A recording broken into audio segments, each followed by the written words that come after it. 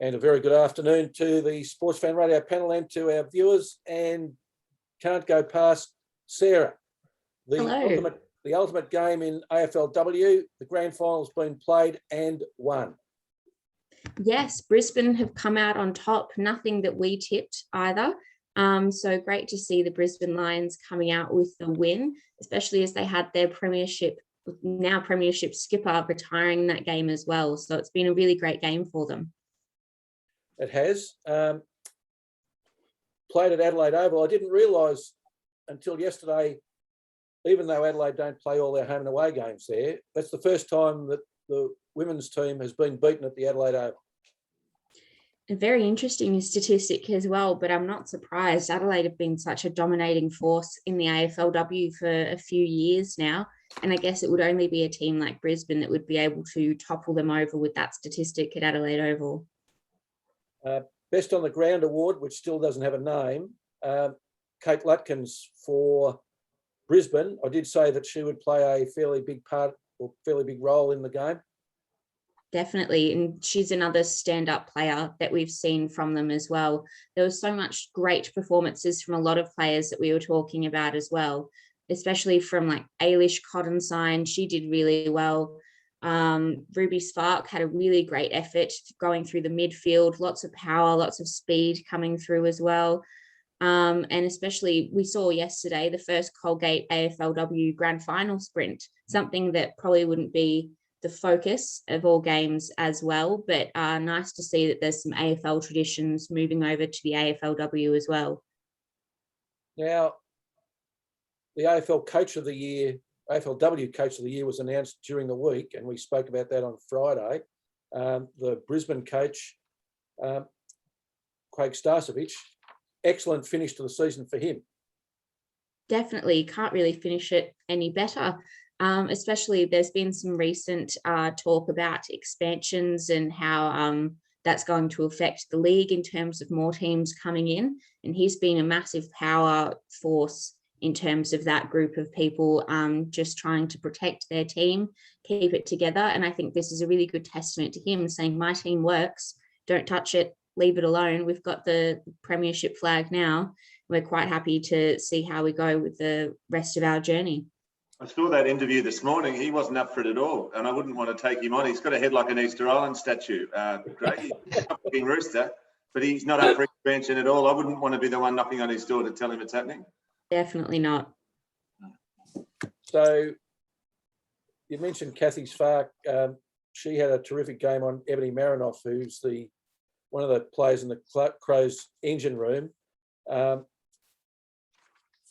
just didn't seem to have any spark. We talked about good kicking. At three-quarter time, Brisbane was 6 goals straight. You can't do very much better than that. But Adelaide only 2 goals too. So the midfield battle that we thought would go the Crows' way actually was reversed, and Brisbane came to the fore. No, definitely. And I think it comes down to that mental game that Brisbane play so well. They've just had that little bit of push to get over Adelaide. And I think that really resulted in that domineering midfield that they had, because we can't really look at both teams and compare them both and say necessarily one section is better than the other. But we know that some sections work more efficiently while others have a bit more of a different purpose going into it. The Brisbane have this massive stoic feel about them, and they're just unnerving and cannot be pushed around, whereas Adelaide are quite fast, quite forward thinking, able to kind of get ahead of the jump. I think Brisbane just ended up being too much of a strong force for them. Brisbane went in really confident with their heads held up high, and I think that definitely assisted in getting their win. Chelsea Randall, we spoke about during the week, was ruled out with concussion. Angela Foley was the stand-in captain. Now, it's a roller coaster ride for her because she has the elation of being named stand-in captain, but then during the third quarter goes down with a possible ACL injury. That's terrible news for her. Also terrible news for the Lions captain, Emma Zielke. She was off with a knee injury during the third quarter as well. So once again, the women showing that knee injuries seem to form a great danger in the game. Definitely. And something that I think needs to have a bit more research done into it as well. We've spoken about it on our AFLW Friday shows a few times. Just seeing the effect in the way that women's bodies are built differently to men's, where they're a bit more susceptible to ACLs at certain times during games with certain movements. We just need to almost find a way to fix this or find a way to protect our bodies a bit better whilst playing the game and protecting our knees. And there is research going into it. So hopefully we have some answers soon as to how we can do that. I know there are knee programs in place in sports like netball as well that help girls warm up before games and protect their knees. But we need to get something similar in the AFLW. I think we see too many girls going down with knee injuries, and especially it's just terrible to see because these girls have so much further to go with their seasons. Even though the season's over, you know that this is going to drag into their 2022 season as well. I'm going to say it's good for the city of Brisbane, correct me if I'm wrong, but I can't remember that city having a winner of anything for quite some time. I know the NRL team will be a long way off any success up there. Lions obviously haven't delivered any silverware, so it would be a big night in Brisbane, I would have thought, last night for the girls and for the city, because it's a great city, but they haven't had much success for some time. Definitely not. Now at least they can hold this over Victoria as well. I think Victoria is someone that they don't like it when the cup goes somewhere else or the flag goes somewhere else. So Brisbane's got the win over us this year. It'll be interesting to see how we go in 2022, especially because we've seen now the competition really solidifying itself. If there is an expansion, it's impossible to predict what's going to happen. But the next steps going forward, I think there's going to be a lot of development with these teams and the competition is going to get even better. So, Sarah, my big question is what happened to the crowd? The last time Adelaide played at home in a grand final in 2019, it was on the 31st of March. There were 53,000 people there. It was expected there'd be at least that many there yesterday. A very disappointing crowd of 22,900. What happened to the crowd? It's hard to say. There might still be some worries going on with COVID, I guess, keeping people at home, maybe coming into school holidays. There might be some effects there. I think it might just be an outstanding outlier. It's hard to say really what was going on, or maybe it was the hype of that first Adelaide Grand Final in South Australia, and we saw those numbers coming in because they wanted to support their team. There's so many possible reasons and variables that we could have a look at, but I think it might just be coming down to a one-off thing, COVID still having people a little bit scared, especially with their kids coming out of the house, things like that. Maybe they're just not in the habit of going out yet. I know that the past few times I've been to the footy, it's been a bit weird to look around and realize you're there with a couple thousand people, which you haven't done in a year. Maybe there's still some weariness coming towards that. Do we have the crowd figures for the game? The ratings figures? No, I don't have them yet, Paul. Right. Something we can look at next week, perhaps. Professor, one question for Sarah, if I could. And I would have thought 29,000 still not a bad little crowd, 23,000. Definitely. Not as good as the 50, but still a lot of people will be still pretty happy with it. Sarah, I was able to watch bits of the game, in between the races yesterday, and I thought it was good pressure game, and it's gone on fantastic. The only thing that worries me about women's football is probably the lack of scoring. There was only a total of 13 shots on goals from both sides. The winners, Brisbane, 6 goals, 2, 8 shots. And of course, the Crows, 3 goals, 2, 5. So 13 scoring shots. Do you think that there should be more scoring in the women's game? It's very, very hectic, I understand. And, a lot of pressure on and a lot of good tackles and that. It just seems to be a lack of scoring. No, there definitely is. You would hope it could improve, because I think the main argument a lot of people who don't like the AFLW have is that the quarters are so low scoring, so it's not as enticing to watch. I think that there's still plenty of other elements that make it an incredible game to watch as well. But maybe something to look forward to in terms of rule changes and how we might be able to adapt to a higher scoring game. It also might just be something that comes along with more players coming in and getting those power forwards in a few times. If you had a Darcy Vescio or 2 or 3 Darcy Vescios on every single team, you'd be seeing goals kicked after goals every week. It's just these teams need to, I guess, find a few really key goal kickers. And after it's only really been 5 years of the competition, they're still developing those really strong forward lines to have those iconic forwards, I guess, in every team. You want to start developing those household names. We're probably a few years off of that as well. But even in the AFL rule changes, the man on the mark change will affect the goals kicking ability as well. It's just, I guess, going to be a development. The AFL seems to be going towards the fact that they want to look more to see their century goal kickers in the AFL. Those rules will then also trickle down to the AFLW possibly and affect goal kicking there. So hopefully we see in the next couple of years an increase in goal scoring. But I think it might just be a fact that the development of the game is still going, and we just have to see it happen and wait and hopefully see a few bags kicked over the next couple of years. I'm just picturing you, Gelding, watching it between races there. Unless you've got the split screen action, looking at the two like an auctioneer, there's a kick to win the game and they're about to jump at Caulfield. Where are your eyes? Probably Caulfield. I just don't limited to get much of a run in if they're jumping at Caulfield. That'd be, even in men's football, it'd probably be Caulfield. Depends whether I had an interest in the race or not, Giraffe. Should I get you a second screen? Yeah. Sarah, yeah, look, I think some of those close games can be very good, you know, and things like that, because then they become exciting in the last quarter. But, yeah, it just seemed Brisbane played a lot of footy.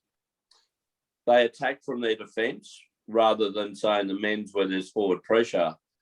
It seemed to be like the football of coming through. So, yeah, it would be good if they could get up around about the 10-goal mark or something like that, you know, because, yeah, I don't know. It just looked as if the Crows were never going to get there, even though it was a low-scoring game. What's his pedigree, the Brisbane coach? He had a bit of the Peter V'landers about him in the interview. I liked it. He played for Collingwood, Craig Starcevich, and then went up to Brisbane.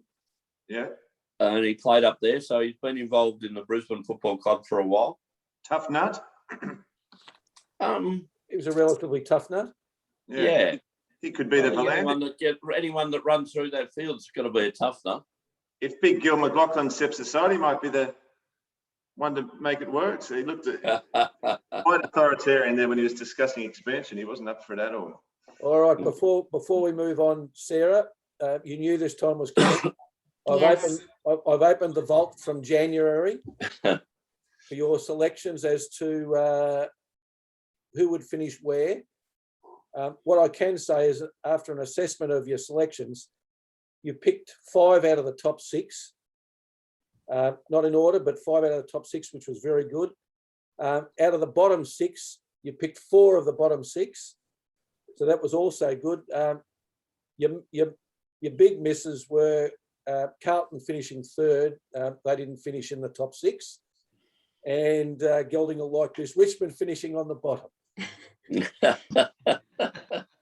That's better than I thought it would go. So I'm happy with that latter prediction, actually. I'd pat on the back for me for that one. I think only having those 2 really big mess ups, I'll take anything from there. Your mid-season tipping, I tell you had a better strike rate conversion-wise than Michael Jordan in his prime. That was unbelievable. There was a run there where you couldn't miss. You could have tipped tomorrow being Tuesday. We would have woken up on Tuesday. So you're on fire there for a while. Thank you. Brilliant. All right, the only tip that we don't know the result as yet is your tip for the best and fairest was Emma Carney from North Melbourne, but I would suggest that might be a little bit astray given the results in a couple of the other awards, Sarah. Yes, no, it's probably looking like it's going towards Kiara Bowers at the moment. Kearney had a really good start to the season and a pre-season as well, which is why I tipped her, but maybe we'll just have to see what happens. I won't give up just yet. No, hold on to my tips for January. You're a hard marker, Professor. That's good stuff. There's 3 misses out of all those tits. Well, tops, yeah, you know, Mr. Daligan will tell us what I'm like. He's been under the blow torch before. No. And you look, I mean, in the Sunday paper, do they have those people, they give them $10,000 to invest in the shares? They're all down 7,000, 8,000. Brian Freddie could have done a better job. Look at Sarah's killed it this year. So I think exceptional, but he is a tough marker. So don't let it get you down, Sarah. Make sure you come back with the tips next year. Thank you. I might have a few mates even punting on some of them too. Congratulations on your efforts, Sarah. Thank you. It was a great first try. Now, moving on, bigger favourites to win than the Adelaide Crows in the AFLW Grand Final were Gonzaga in the men's NCAA basketball. Dan, what happened to Gonzaga there? Their undefeated season came crumbling down in, of all games, the final. Get all the way to 31-0, Mark, and obviously had a significant challenge against UCLA in the national semifinals. So I think back in November, we talked about who the top teams were in the NCAA men's basketball side going into this year, and we discussed Gonzaga and we discussed Baylor at that point. Those were the top 2 teams projected for the year, and obviously the top 2 teams that made it to the national championship game.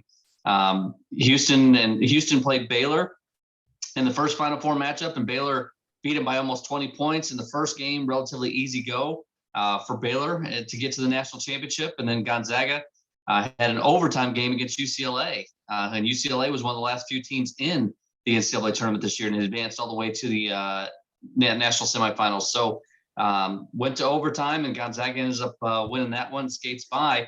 And then Baylor just dominant again in the national championship game, beating Gonzaga by 16 points, and many times, Mark, it never felt that close.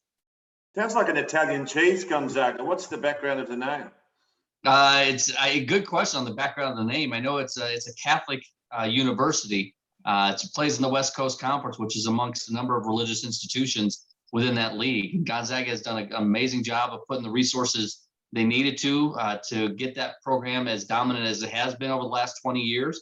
They're just seeking that one national championship, Paul. They just can't get over the hump. They've gotten to the Final Four. They've gotten out of the national championship game. It just depends on where they can get that national championship. God mustn't be a basketball fan then, because he didn't get shine on them in that final. Even to the religious background. He mustn't have been watching. Might have been watching the AFLW. Absolutely. But no, it was amazing to get through the season as we did, to be able to play an NCAA tournament after the year previous cutting it off just a few days before the NCAA selections were to happen. So it was great to be able to see the teams compete and get to that national championship game.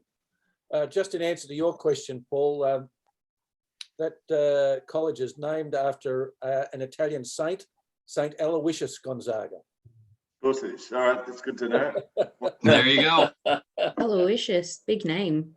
Yes. One of my favourites. No, I think in America to run a tournament is an incredible achievement. I always said about getting the rugby league season run was amazing, but given the extent of COVID, they're obviously pre-vaccines. Amazing to get the tournament run and won. No, absolutely, and obviously the challenge in a very tight bubble. Each player had his own hotel room. Same thing on the women's side; they each had their own hotel rooms.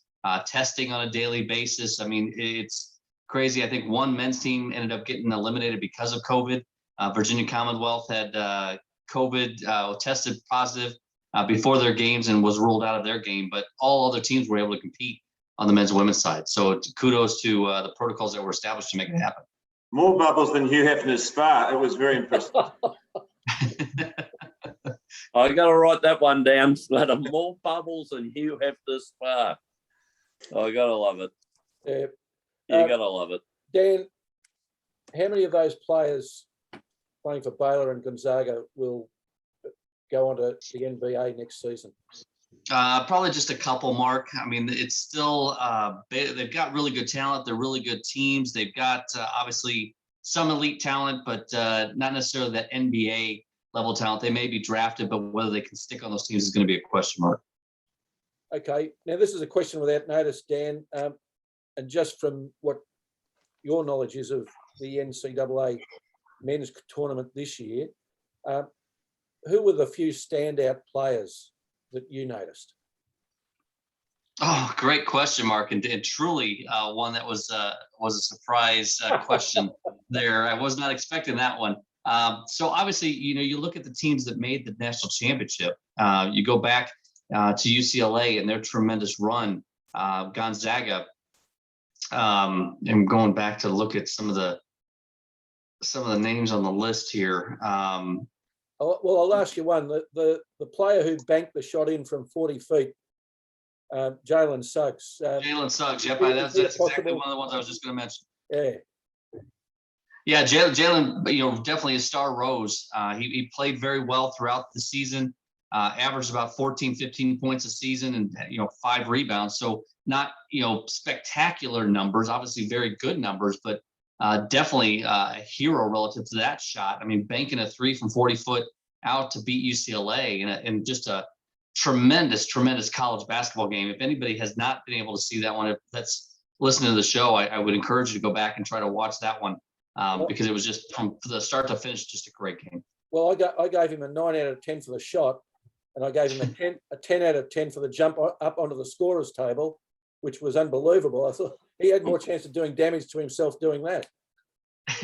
Absolutely, and particularly considering that the NCAA, it wasn't like the tables were the top-notch tables in that respect as well, Mark. I mean, these are probably 18-inch tables with not a lot of support underneath them, and then all of a sudden you get all these players that are jumping up and down on them.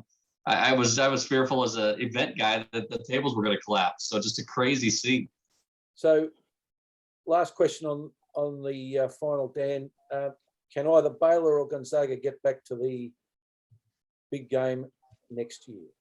Yeah, I think both of them potentially could. I know Gonzaga will be favored again to get to the Final Four next year. They've got a number of players coming back on that team. So absolutely, I think both teams could. Both teams have outstanding coaches that have been at their programs for a very long time, and they're not looking to jump to another program. So I think both of them have an opportunity next year. I just thought of one thing while you were saying that there was a big resignation at the end of the season, and Roy Williams retired as coach of North Carolina. That was huge news. Yeah, that was big news. It wasn't necessarily expected, Mark. It was. I think he was probably looking down the line. Most people thought it was another year or two away, but to be able to to announce, particularly as late as he did after the season was over, was very strange. But also, obviously, when you get to that age and you can call your shots, you look ahead at what you've got down the road and the significant changes that are coming forth in the NCAA. I think Coach Williams said that's good enough for me. He leaves with a terrific record at Kansas and North Carolina. Absolutely. Yeah, I mean, took Kansas to the national championship game, took obviously North Carolina there as well.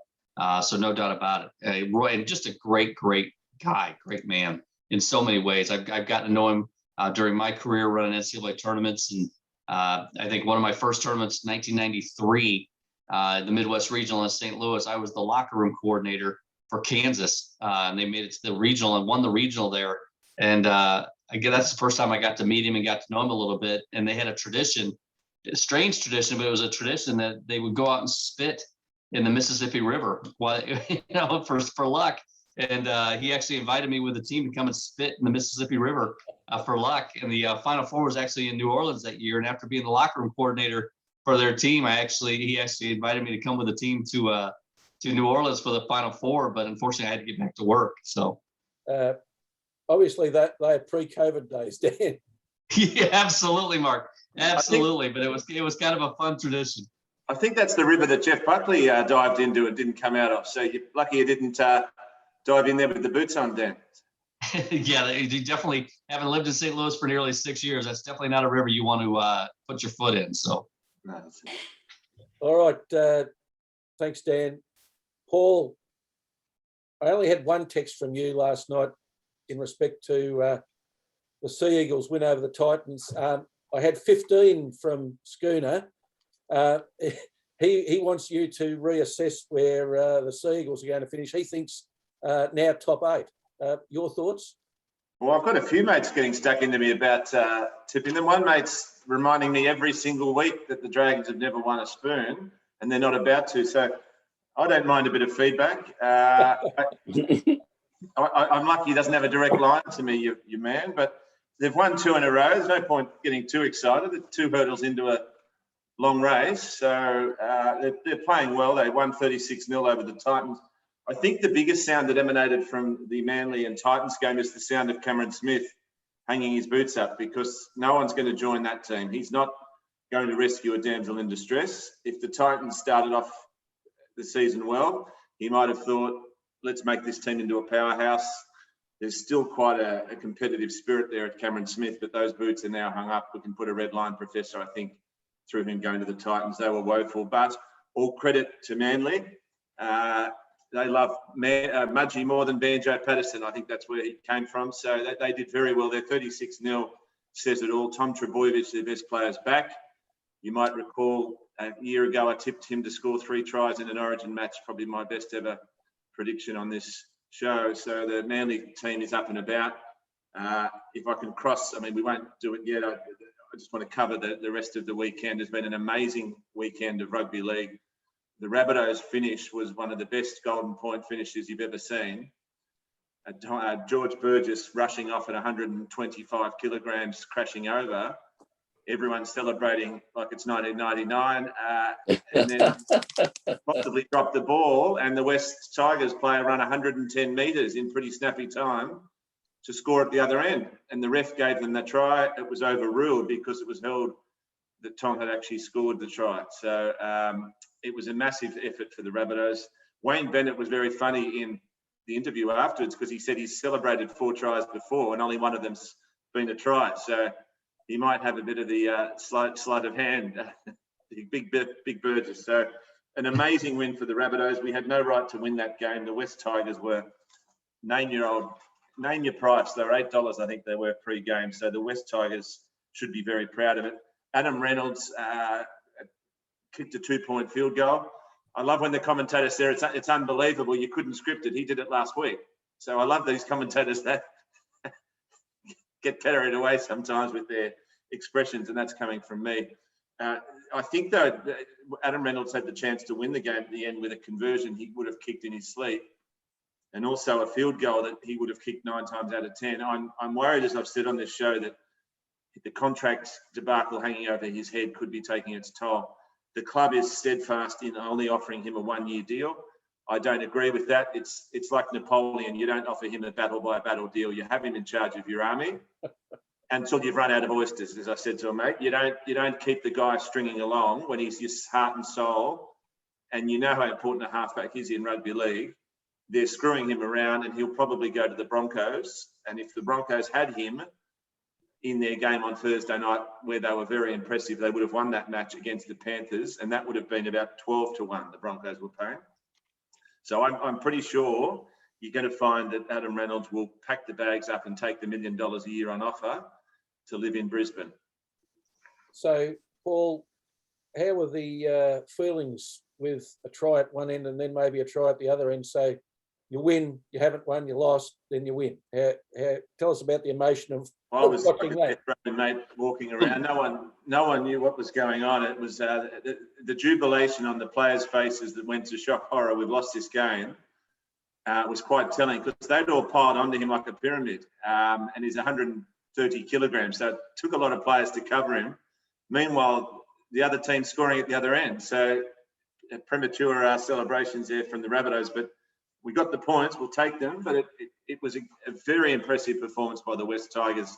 Michael Maguire would have taken a few years off his life that game. So it's a cruel sport at times. Very, very tough to take for him. Now, the Storm had a big win over the Roosters playing at home. How did you see that game? What I saw is the player we've been talking about for a while now, Harry Grant, is the replacement of Cameron Smith. I won't say Cameron who, but the way that Harry Grant played shows he's going to be straight into the Australian team. Unbelievable talent. The only query that Craig Bellamy has is how to play him alongside Brandon Smith, who was the hooker, who was playing very well until Harry came in. He's going to try and play them in tandem. Now, the man's a genius, but it's very hard to get 2 Pavarottis on stage. there's only going to be one on the microphone. So whether Brandon Smith is happy to play this tandem role is something that Craig Bellamy, with all his talents, will have to manage. Now, an interesting issue out of the game, and it's one that the judge would like, is there's already this HIA assessment. There's players who've been looking like they've been hit with a hammer, and then the doctor's clearing them to go back on. I think it might have to come to an independent assessment, because it's happened in quite a few games this weekend where you don't need Mickey Mouse to say you're in Disneyland. These players are struggling on the field, and then suddenly they're back out there and they're changing the game. So it's very interesting issue, because there's a duty to get these players rested. The law is to get these players rested when they're clearly concussed, and I'm not a doctor, and yet they come back out on the field. So that's something that will have to be looked at. So Paul, who's got the rights on that? What's the protocol? The club doctor. So when the Rabbitohs won the grand final, in the first tackle, Sam Burgess had 8 bones broken in his face in one tackle, and the club doctor said, "Yep, you're fine, no dramas." So the death last week of Tommy Radonicus, who's one of the toughest players to play the game, shows how different it is these days. You'd have to be carried off in a body bag in his days. These days, I'm still not sure how that Rabbitohs club doctor said, "You're fine, get back out there." Because if 8 broken bones isn't a concussion, I don't know what is. It's the club doctors who are torn, because when a superstar is needed in the game, you can imagine what the coach wants. The coach wants the player out there. Paul, a case in point was Ryan Pappenhausen. Yep. Was hit appeared hit and concussed, lay on the field for quite some time, then is taken off and starts rubbing his shoulder. And there are thoughts that, oh, no, he hurt his shoulder. He wasn't concussed. He was then allowed to come back onto the field later on and scored a try. But is that part of the game that you start rubbing another part of your body to say, oh, yeah, well, I wasn't hitting the head, I was actually hitting the shoulder? Well, he was staggering around like blokes used to at 2 a.m. coming out of the pub behind you. And then he's suddenly rubbing his shoulder. So someone might have tipped him off. He's a very smart guy. So there's already clubs starting to misuse this HIA rule, knowing that if you lose that player, he's gone for the game, and then he has to take a mandatory spell on the sideline. So he was a big part in the Storm winning that game. The Roosters coach was not impressed with that at all, and neither he should be. So there might need to be an independent doctor at each game. The problem is that independent doctor will be under enormous pressure to make sure that it is concussion related, but that's their job. I'm sure doctors can tell if someone's been concussed or not. Perhaps it's not that simple. Well, nowadays, Paul, they've establishing or have it already established a saliva test that shows that you're concussed. So, I know that's something that's down the line here too, that could take it out of the hands of the doctors in that respect. So hopefully that gets passed into Australia sooner rather than later. No, well, that's interesting. I haven't heard of that concept. That would resolve a lot of these issues, because we're having quite a few games decided by players who should perhaps have been on the sidelines. So you can imagine the resentment of the opposing fans and coach and players. Absolutely. Paul, the Eels snapped a 15-year losing streak in Canberra. Raiders wouldn't have been happy with their form. No, the Raiders are out of the top 8, first time since 2018 after today's results likely. So the Eels were absolutely incredible. Brad Arthur, an ex-Storm coach. They normally come pretty good, those from that academy. The Raiders were pretty ordinary for a team that I tipped to challenge for the flag. The Eels are starting to look very impressive, and they're surging up the table. So Eels fans would have greatly enjoyed that. It would have been that cold in Canberra last night, Edmund Mawson would have put on another layer of clothing. So it's a very tough place to play, and it's normally only the Raiders that can win there. But they're struggling, the Raiders. There's something wrong in that team. And Ricky Stewart's head's about to explode. Have the Knights got a split identity? Because there's no way known I would have tipped them to beat the Sharks after their last couple of performances, yet they come up with a win. Well, the best player, as you would have seen, was Kalen Ponga, one of our favourites on the show. He had a food poisoning, so he was throwing up at the back of the field, and then he was coming on to the action to win the game. So he lives with Connor Pearce, another player at the Knights. They must have had some dodgy tucker, but he didn't play like it. And the ones that were feeling sick would have been the Sharks, because that comeback was absolutely amazing. And keeping in mind that their best player was in the coach's box, Mitchell Pearce, with a broken arm, shoulder injury. So the Knights are incredibly good to watch. I love that city. I love that team. And it's great for rugby league that they're playing well. Kalen Ponga, there's a reason why the All Blacks are chasing him for $1 million a year, because he looked very good in black. But as a rugby league fanatic, I'm pretty happy with him in red and blue at the moment. All right, today's games, the 2:00 game, Dragons and Warriors. No doubt you'll be getting another message from your friend who barracks for the Dragons. Well, he's about to hit me over the head with a wooden spoon. I think the Dragons will be too strong. Now, this will get Gelding's ear. I'll try and give you a bet each week. I'll write it down, Gelding. Matt Duffy to score a try at any time in the game. That's $2.10 for you. He's scored 8 out of his last 7, so you don't need the abacus to realise that's more than 1 a game. I'll give you, used to say, drink beer. Don't be a nufty, back Matt Duffy. So there you go. And maybe get on him to get the first try. They're going to win today, the Dragons, against the Warriors. He's playing enormously well, Matt Duffy. Corey Norman, superstar on the last year of his contract. That generally brings a bit out of the players. I think they're firing the Dragons. And Professor, you ready for this? I think your Dogs are going to get their first win of the season up there in the tropics. So get a pina colada out, sit down and enjoy it. That's my outsider tip of the week. I think that you are going to break the duck, so you can thank me later. Well, the Cowboys playing the Bulldogs, I was going to ask you, there won't be any defence played, because both teams have got the worst and the second worst against points for the season. You've got the worst defence I've seen since Ivan Milat. It's been pretty ordinary, but I think today you're going to get a win. So the Cowboys might be a bit spent after their $4.50 performance last week, which I may have tipped on air. You did? Yeah, I did, yes. And that was for Michael Morgan's retirement. The problem is when players rise above their usual levels for an emotional event, they're pretty spent afterwards, like me the day after a wake. They might be a bit spent, the Cowboys. So I think your Dogs might just sneak in. And I know you want to score as well. I'm not I'm in charge of building your super fund, because you could build some on the back of this. 22-14, the Dogs. 22, crikey.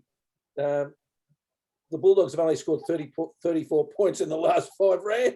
But you know what you did last week? You scored 3 tries against the Storm, who have a better defence than the Pentagon. Yeah. So you're starting to rise, and those 3 tries against the Storm show your attack is starting to gel. It'll be hot in the tropics. There'll be room for your faster guys to get around, and I think you'll come away with the win. And I'll be watching too and enjoying it this afternoon. What was the score for the Dragons Warriors, Paul? Oh, that's 24-10. I had them down at. Okay. I think they'll win quite comfortably. They are on fire, the Dragons, and isn't my mate Kevy letting me know about it? Yeah, he certainly is. All right, Dan. Major League Baseball struggling with some COVID protocols. The New York Mets had their first series cancelled, playing the Nationals, but plenty of games have been played, and the Yankees are on the bottom of their division at the moment. We didn't see that coming, I don't think. Yeah, it's still too early in the season, Mark. I mean, obviously, you look at the standings and you see some of the lesser teams this year that are still close to 500 or maybe leading their division. The Yankees off to a 5-9 start, somewhat surprising, but given the quality of competition they've played too, Yankees always seem to start a little slow and then really start to turn it on once we hit to May. So it'll be interesting to see what happens the next couple of weeks. I saw the fans got upset at Yankee Stadium. They threw baseballs onto the field. The game had to be stopped. Yeah, it's a little bit of frustration. Obviously, it is New York. They hate losing in that respect. So it's just glad to have fans in the stands that can throw baseballs. So the Dodgers 12-2. I know it's early in the season, but 12-2 is making a statement, isn't it? Yeah, Dodgers are really good. We were joking earlier about a local pizza place here in California that's giving out free 7-inch pizzas every time the Dodgers get a win. I didn't anticipate they'd think it was 12 out of 14 wins and how many pizzas they've given out during that stretch. But yeah, they're obviously dominating. They came off the World Championship, the World Series Championship this past year, and obviously starting the season on a very hot streak coming in, playing not necessarily the strongest competition to start. The NL West isn't the best division out there, but the Dodgers are definitely showing that they're the team to beat. And the Rockies also making a statement at 3-10. Yeah, I saw your guy today, Jake DeGrom, struck out 9 straight Rockies, almost had the Major League record, almost tied the Major League record if he would have gotten to 10. But yeah, when they traded off Nolan Arenado, they pretty much signaled the demise of this season. The Cardinals, Arenado, I think, had 2 home runs today for the St. Louis Cardinals, and the Rockies just can't do anything at this point. So yeah, the Colorado Rockies currently 3-10, almost the mirror opposite of the Dodgers. Your Cubs on the bottom of their division, do you see them being able to move up? Absolutely. I think they will. Again, just everybody seems to be very close to 500 in the NL Central. The Cubs won today, I think 12-2. Pittsburgh isn't supposed to be very good, and they're close to 500 at this point. So again, very early in the season. I know, yeah, early in the season, but I think Atlanta would have believed they would have a better start than they have, being on the bottom of their division. Yeah, we don't disagree with you there. And obviously, you look at they've struggled against the Phillies. They lost to start the season. They went 0-3 against the Phillies, 1-1 against the Nationals, and then they had to play the Phillies again. So it seems like you're playing the same teams. But to go lose 3 out of 4 against the Miami Marlins is definitely not the direction you want to go if you're the Atlanta Braves. Yeah. So Dan, how far into the season do you think it will be before we get some accurate? I accept that it's too early now to say with any certainty whether things are going to remain the same, except for maybe the Dodgers and the Rockies. But how much further into the season before you believe you'll be able to make some serious calls about what's happening in the season?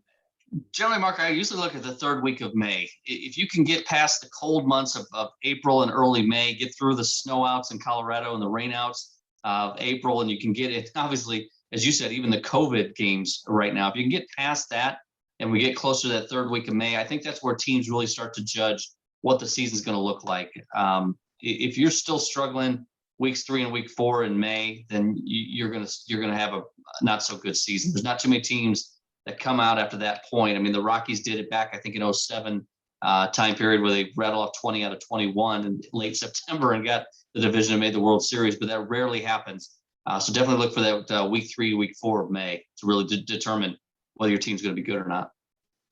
Given the season's only in its first few weeks, and if you look at the Dodgers, they've played 14 matches. The Mets have had a postponed series plus quite a number of rainouts. They've played 8. They're already 6 games behind a schedule. How many games is too many games to try and fit in? Well, when you got roughly 162 game season, Mark, there's a lot of opportunities for double headers. You got some bye dates, some off days that you can schedule into. I think once you get to about 10, you're probably in a situation that you're going to struggle to make those games up, particularly when you're playing teams that you may not play more than a couple series during the season. It's always hard to try to squeeze those games in.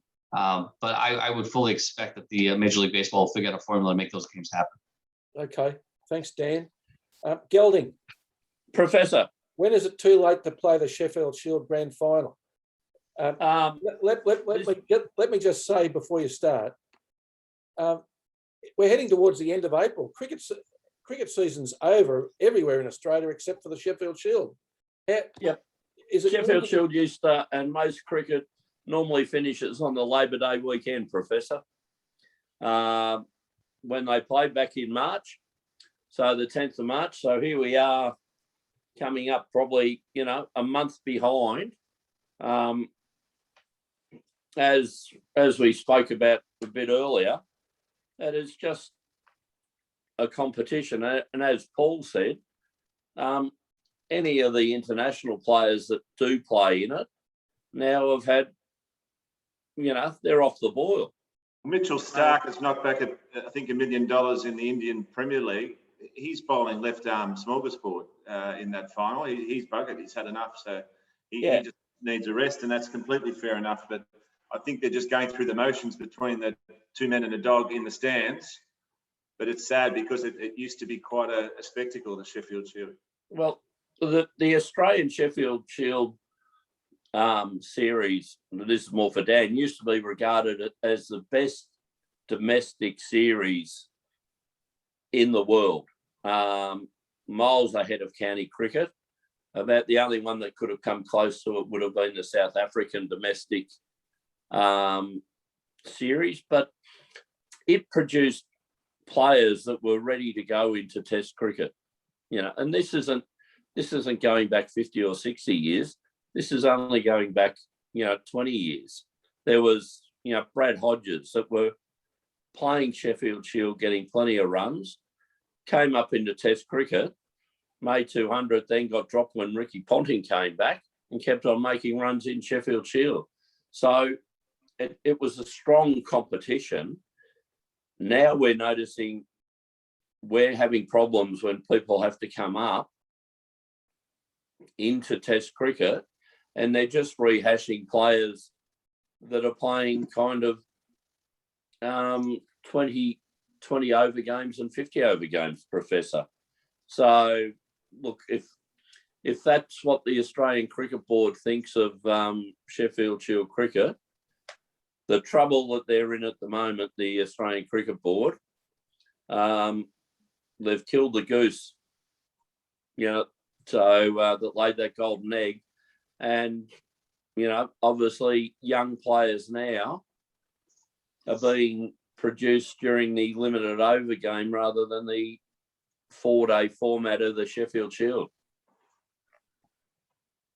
Well, it seems to me, Gelding, that not only is it too late, it's also competing with a whole lot of other things now. Like the AFLW didn't have a grand final that they had to compete with. Now they do.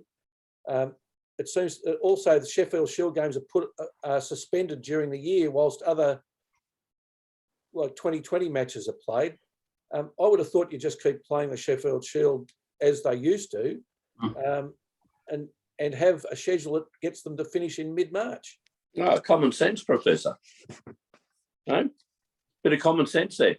Well, we try. As we've discussed on this show previously, to develop Sheffield Shield, and Paul hit it on the head early on when he said, these guys are absolutely, knackered, and they need a rest. It's becoming like tennis now. There's just too much cricket on, and these players, sign big contracts in other areas, as well as big contracts with the Australian Cricket Board. There may have to be a bit of maybe the Australian Cricket Board should say, if you want $1 million contract with us or a $2 million contract with us, we have first rights, and you've got to miss some of these other ones. So you're ready to play. Like with these Test players not going back and playing Sheffield Shield, it's not as strong as it used to be. That's where these younger players learn to play against very, very, very good cricketers. These young kids are very good cricketers themselves to make Sheffield Shield, but it's not the same competition it was, Professor. And we're not talking, we're only talking 20 years ago. We're not talking 50 years ago. So it's not, it's a glory days there, but it was regarded.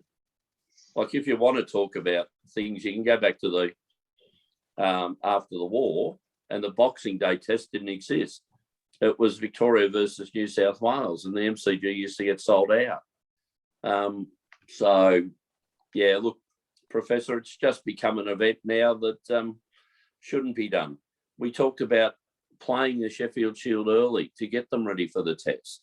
Why don't they play up north in Queensland, Northern Territory, where they can get games up?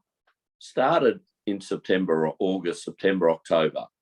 Okay, get it out of the way and then go into this other series. But I think the other thing they have, or the other problem they have, Gelding, is that in years gone by, Sheffield Shield players playing for the state you would know those players, even if they didn't make the test team. Now, I look through the Queensland side, I hardly know any of those players. They come through the Big Bash. Yeah. Victorian cricket spent $44 million on redeveloping the Junction Oval, Professor, for Sheffield Shield cricket. And it's just not, Anyway, look, it's a... Who you would have heard of, Professor, the man who's going to win the match for the Manus Labuschagne.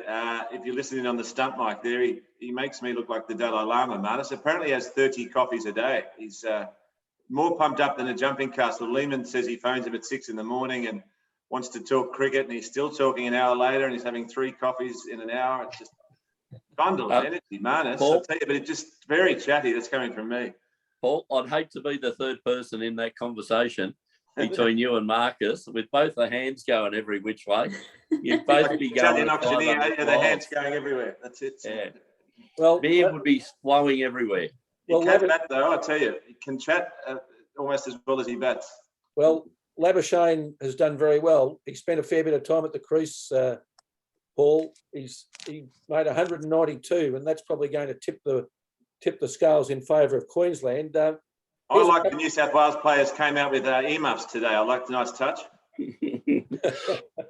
Actually, who finished on top, Professor? Queensland finished on top.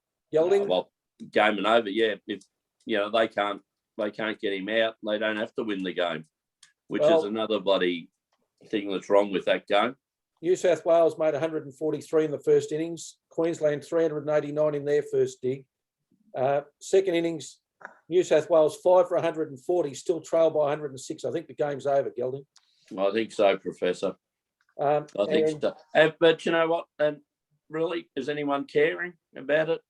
No. It'll probably get a 5-minute slot on the news with the biggest trophy in the land, the Sheffield Shield, and away to go. Victoria finished 5th, Gelding. They won 1, lost 1, and drew 6. You're not going to win too many competitions like that. Well, yep. I agree, Professor. You've got to play for a result. Now, whether they have innings where you've got to declare after 100 overs. They're supposed to bowl 90 overs in a day, Professor. So whether that, you get to bat for a day and things like that, you'll get a couple of washouts because of the time of year that they're playing it. But, footy's taken over from it, and women's football. What else has been played? Tennis. So it's just too much cricket. All right, Gelding, races at Terang and Pakenham today. Have you got anything for the viewers to finish on? Professor, just quickly, I've been putting down some of Paul's comments here. Some of them have been fantastic today. They had a worse offence than Ivan Milat, better defence than the Pentagon, more bubbles than Hugh Hefner's star. He is not like Napoleon. Don't put him on a battle-to-battle contract. Hard to get 2 Pavarottis on stage. You don't have to know You don't have to be Mickey Mouse to know you've been in Disneyland. It's like blokes at 2 a.m. coming out of the pub behind you. It would have been that cold in Canberra. Edward Mawson would have put on another layer of clothes. Back where and drink beer. Back where, drink beer. He's just been on fire today, Delling. More coffees than Manus, that's why. Yeah, more coffees than Manus. But, Professor, we'll go to Terang today. We've got a couple for us. Race 5, course number 3, Dirt on Harry. 2 starts for 2 wins, so that's at 3:30. We'll then go to race 6, number 2, Hums, Daniel Stackhouse. Nice juicy odds are about $3.40 there, Professor. And then we'll back, we've got to have a bet in the Terang Cup, Professor. So we'll go Harry Coffey. Race 7, number 7, Hearts of Pressance, trained by Mara and Eustace. So that might get us a little bit of play money to put something on Matt Duffety at $2.30 today. I like Dirt on Harry. That's one for Prince William, I think. Hey? Dirt on Harry sounds like one Prince William might be listening in and having a punt on. Oh, they seem to be talking okay yesterday. They put on the face did they, at the funeral. There's only a billion people watching, so you come up with something. You wouldn't be throwing haymakers, you wouldn't think. Yeah. No, maybe they thought the problem wasn't Harry. Can we take you back to yesterday, Gelding? Yes. Isotope, was that the biggest tragedy beating you've seen in a long time? Well, the tip on professors, yes, Isotope. What? Oh, How would you describe the losing margin, Paul? I felt sicker than Kalen Ponga after that dodgy chicken vindaloo, whatever it was. It was very ordinary, that ride. My word. The famous by saying, full length. Professor, it's a beastic. There were some funny rides yesterday, so Funny. yeah. Get with another F word there, Gelding. Yeah, I know. Look, the horse almost defeated the ride. It almost won despite the ride, and that was in a couple of our tips yesterday, Professor. Our favourite girl, Very Elegant, just went down in probably, Probabile was photo finished out, caught in the last stride. What could have been yesterday, Professor? Yeah. I watched it at the Yarraville pub tab, and a bloke almost turned into Jake the Muss. He picked a stool up and about to put it through the screen. It wasn't me. So that was just unbelievable. Well, yeah, Paul, there was some interesting rides up there. As the Gelding would say, Paul, that's racing. That's Yes. And that's our show for today. So thanks everybody for participating, and we'll see you all again next week. Good afternoon. Thank you. Right. Yeah. Good afternoon, all.